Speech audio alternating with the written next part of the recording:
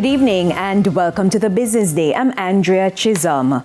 With the crime on the decrease in Montego Bay, St. James, the mayor insists partnerships will fuel economic growth.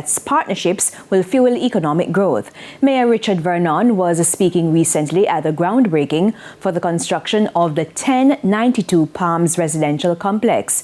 He reiterated that local and international investor confidence has gone up.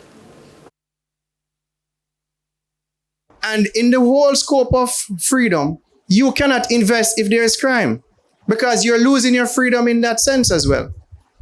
You're losing money because the property value is going down.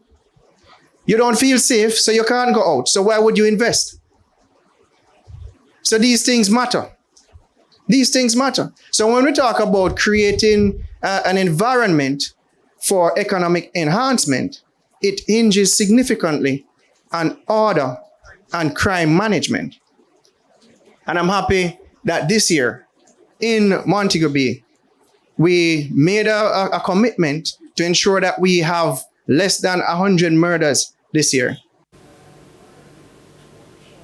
While crime wasn't the headline issue, the mayor said the project was far from a turnkey. He added that it extended beyond the real estate expansion, aligning with Montego Bay's local development plan and ensuring that residents are not at a disadvantage. Persons must not feel as if they are being disenfranchised or placed at a disadvantage because of a development that is coming. So we have a role to play in terms of balancing development at the municipal corporation.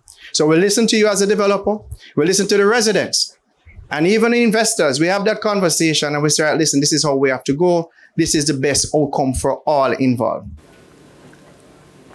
The JSE index declined by 1,730 points today, while the junior market index advanced by 14 points. The winners include Mayberry Jamaican Equities, Nutsville Express Services, Jetcon Corporation, Epley Limited, and Sagicor Select Funds. The losers include One Great Studio Company, Jamaica Public Service 9.5%, Paramount Trading, Sterling Investments, and The Lab. 23 stocks traded firm.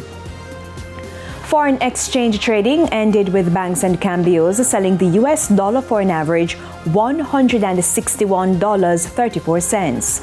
The Canadian dollar is being sold for $116.71. The pound is going for $219.52, while the euro is selling for an average $188.35.